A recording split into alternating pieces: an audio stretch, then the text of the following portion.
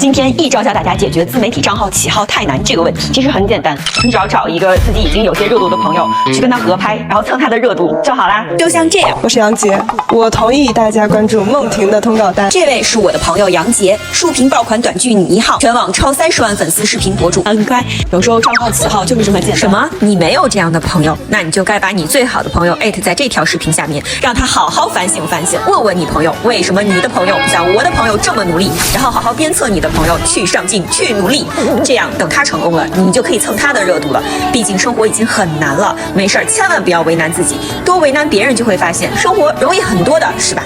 好晒啊！言归正传，今天的主题其实是随着竖屏短剧的兴起呢，我有相当一部分的老朋友坐上了竖屏爆款短剧男一女一的宝座。终于混出头之后的老朋友们，充其了的日子过得怎么样呢？杨杰的妹妹担任了他的助理工作，在影视圈亲人做助理这倒是很常见。我到的时候正赶上他后场休息。我的宝在哪儿？睡觉是吗？等他上午。看到他脚上的创口贴，我想这些日子大概是很辛苦的吧。睡了多久了？他们要吵他，再说一会儿。探班这2天的时间里面，我会随时对着歌进行一个快问快答，然后让他下意识的回答，这样我们可能得到最真实的答案。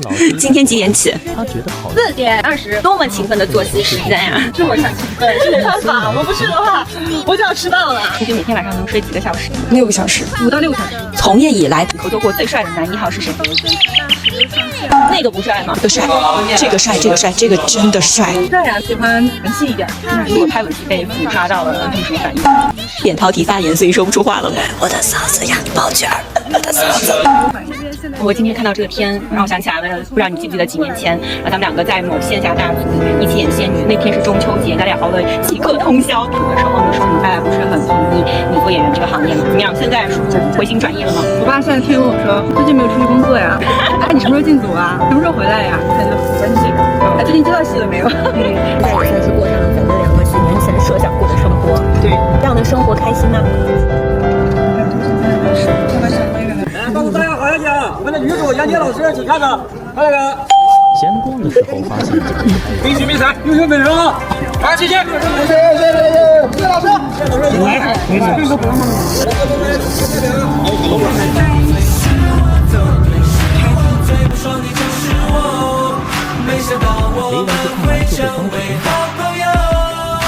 我发现了一件非常神奇的事情，就是现在已经快8点半了，贵州居然还没有天黑，哇哦，我惊呆了！因为最后3场戏都是我的，也就是我今天会非常晚收工，加油，努力站好每一天的岗。之后的每天，早上好，早上好呀！于是开始每天站岗的日子。化妆吧，去化妆间。我现在要去化妆间化妆。轮到我站岗的日子，每天都在用心站。在这个地方一定要注意好防晒呀！你们敢信吗？现在是8点钟，我都已经收工到酒店了，天还没有黑。啊！我万万没有想到，我在这个组第一次崩溃，居然是因为饿肚子。我们这个酒店非常的孤岛。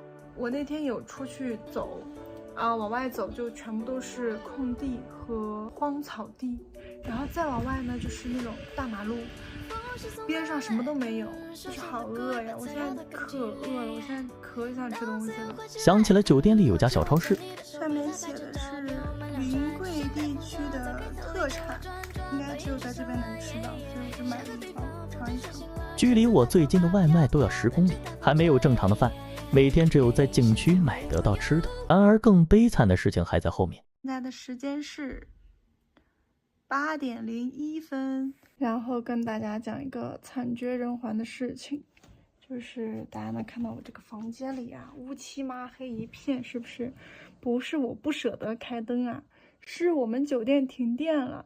它好像是从早上8点就开始停电了，停了12个小时，外面的路灯都亮了，我们酒店的电还没有来。他要是再不来电，我都要上那个路边偷那个电线杆子的电了。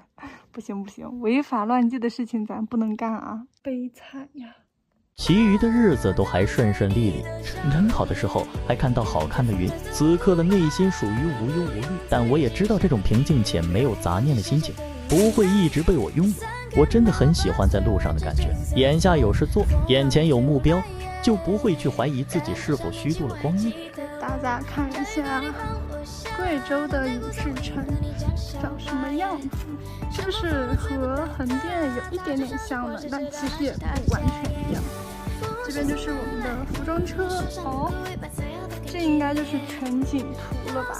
家里的梳头小哥哥来现场，就给我塞了个旺旺雪饼。现场的丁庄小妹妹也给我塞了3奶糖，真的很难不爱。吃光光的盒饭，景区里的红糖冰粉，快乐的秘籍大概就是容易满足吧。第一次被回收睫毛，我刚收工到房间，我就蹭着今天这个妆，准备录一个开箱。这箱快递是我贵州的粉丝茶后饭朋友给我寄的贵州特产。好的，我找到了一张黄卡，也没其他东西，我就拿它开了，让我看看这箱里面有什么。首先，它是一个 Peacebird 太平鸟的包装袋。为什么会有太平鸟的包装袋啊？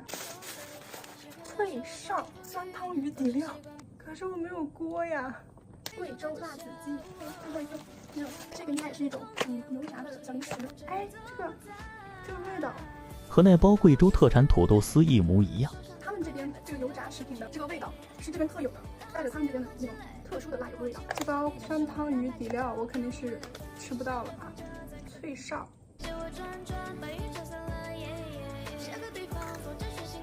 很香，非常的香，一口下去全是油，就像我们那边的猪油渣，就那种味道，非物质文化遗产。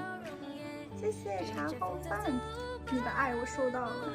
听说我没有吃的，他真的是立马就给我寄了一箱过来。贵州的最后一个快递了吧？哎我去！既然捡到了开箱部分，那就干脆放一起了。我们全剧拍摄一共不到10天，在这些日子里有时间了，我才会录视频，所以导致素材不是很连贯，后期起来也有些费劲，大家请见谅。我东西还挺多，但主角是他。哇哦，真的好可爱！中间是一块生姜高光，它是一块原切。因为我经常丢东西，所以我姐就给我寄了这个分装，就是它的这种分装周什么关系？我姐想把我所有的化妆品都换成这么小的分装，因为我实在太好多东西，我光散粉自己丢了2颗了，才丢指甲呀。然后再给大家看，它这个别的腮红3盒是不一样的颜色，这个盒是紫色，它是渐变，让能看出它是从白色去变到紫色，这样。哦，这块是一块蓝色的腮染，蓝色到粉色，这是一块就正常的肤色腮。我觉得这3块都属于可以用上的。哇，好喜欢，我好喜欢呀！这颜色太好看了，我就把它用来画眼影都会很好看。还有一个是定妆粉底，我这还没试过。是我需要的透明的定妆粉底，因为就这种透明的比较会有粉感，然后还比较压油。唯一一个不好的就是它没有粉扑，还得我自己带一个粉扑。晨间开箱就到此结束了，因为我后天有一场舞蹈戏，排练是必不可少的，但是我那个房间又特别的小，实在是没有空间，于是乎我找了一个厕所，然后这个厕所呢正好前后都是有那种镜子的，就很适合自己对镜练习一些舞蹈啊什么的。下面请欣赏个人独舞，每次来练习都是90点钟，还有次把路过的梳妆小哥吓到了。漆黑的夜里只有一间厕所灯火通明，还有一个人在里面扭来扭去。其实我也害怕，但是不练习不行，除了要克服恐惧，还要克服无数的飞虫。我可以，我可以，我可以，我不可以。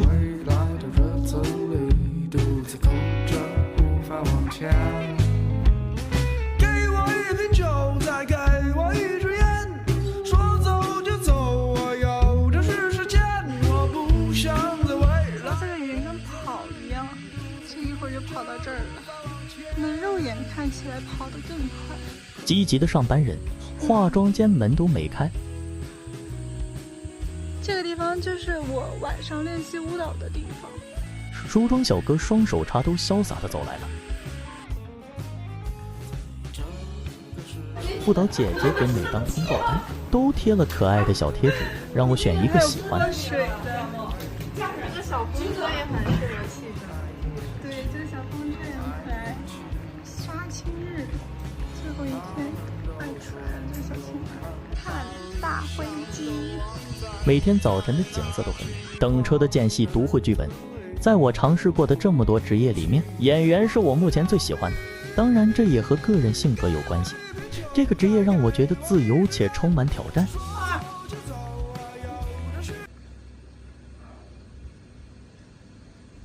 是噎到了。人生就像数学题，书后的标准答案并不是唯一的解题方法，每个人可以有自己的过程，标准答案只是个标准。终于拍摄顺利，进入了最后一天，我也要迎来了杀青，但在那之前，依旧要站好最后一班岗。我现在要去做核酸了。组里安排大家午饭时间，统一去做核酸，穿着这身装备去做核酸。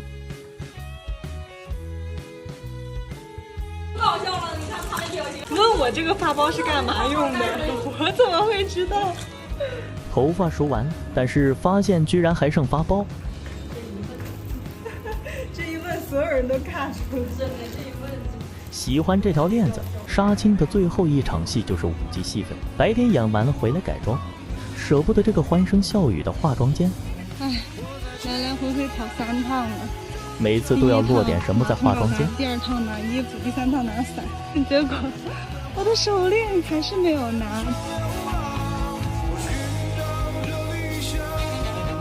结束的那一刻，大家都在拍照合照，所有人看起来都很开心，我也很开心。这将是一段非常美好的回忆，即使只有我在默默地记录它。如果说现在的我能为未来留下些什么，那大概就是这一段回忆吧。普通的我，怎样拥有一段不普通的人生？不是每个人都能成为佼佼者，成为万众瞩目的焦点。但是因为这样就要放弃自己的人生吗？比起努力后的结果，过程中一切磨练才是最弥足珍贵的。勇敢的我们就是闪闪发光的金子。